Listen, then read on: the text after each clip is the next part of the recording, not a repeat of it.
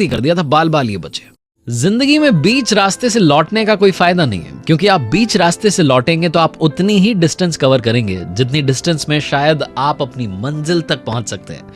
94.3 my FM से मैं हूं आरजे कार्तिक। एक बार की बात है, जापान में एक बार युद्ध हो रहा था। एक छोटे राज्य की सेना थी, एक बड़े राज्य की सेना थी।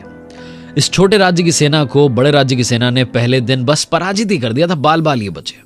शाम में जब अपने कैंप्स में लौट रहे थे तो राजा ने सेनापति को पास बुलाया और कहा कि कल सुबह हम अटैक करेंगे। आज दिन भर हम डिफेंस करते रहे, सिर्फ ये कोशिश करते रहे कि बच जाएं, लेकिन कल हम आर पार के मूड में लड़ाई लड़ेंगे। सेनापति ने सोचा कि राजा साहब बड़ी पॉजिटिव बात कर रहे हैं, बढ़िया बात कर रहे हैं, लेकिन कैसे?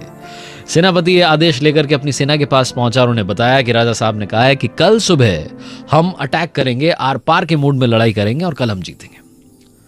सैनिकों ने बात सुनी, लेकिन उन्हें अंदर ही अंदर डाउट हो रहा था कि कैसे, हमारी तो संख्या भी घट गई है, इतने कम सैनिक बचे हैं, उनके पास इतने सारे सैनिक हैं, कैसे युद्ध में हम जीत सकते हैं?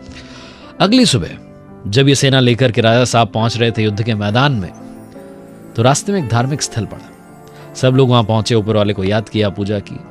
उसके बाद जब बाहर आए, घोड़ों पर बैठने वाले थे, राजा ने अपने सैनिकों को संबोधित करते हुए कहा कि अब मैं आपके सामने एक सिक्का उछालने जा रहा हूं जो हमारा भाग्य निर्धारित करेगा, हमारी डेस्टिनी हमें बताएगा। राजा ने कॉइन उछाला और कहा कि अगर हेड आया तो हम आज जीतेंगे, टेल आया तो आज हम हारेंगे। सिक्का उछल करके गिरा तो हेड आया। सैनिकों ने एक दूसरे को गले लगा लिया, बोले कि बस आज मामला अपने पक्ष में होगा। युद्ध के मैदान में पहुंचे इस छोटे से राज्य की सेना ने, जिनके तो सैनिक भी बड़े कम बचे थे, दूसरे दिन उस बड़े राज्य की सेना को हरा दिया। सेनापति राजा साहब के पास पहुंचा और बोला कि वाह राजा साहब, कहते हैं ना भाग्य में जो लिखा होता है वो तो होकर के रहता है।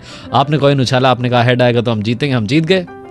राजा ने अपनी सेना को वापस बुलाया और सबको सिक्का दिखाते हुए कहा कि सिक्के के दोनों तरफ हेड था। हर कोई चौंक गया। आपकी जिंदगी में भी जो ऊपर वाले ने आपको सिक्का दिया है, उसके दोनों तरफ हेड है। बस डिपेंड करता है कि आप कितनी पॉजिटिविटी के साथ अपने उस सिक्के को देखते हैं। जिस दिन जिंदगी में आप पॉजिटिव रहेंगे, उस दिन आप हैप्पीनेस फील करेंगे, आपके आसपास की चीजें अच्छी अच्छी होने लगेंगी। लेकिन जिस दिन आप डाउट करेंगे, खुद को कमजोर समझेंगे, उसी दिन दुनिया आपको बुरी लगने लगेगी। इसीलिए कार्तिक आपसे कहता है कि सिक्के का हेड वाला पहलू देखिए, पॉजिटिव रहिए, तभी आप कर दिखाएंगे कुछ ऐसा कि दुनिया करना चाहेगी आपके जैसा।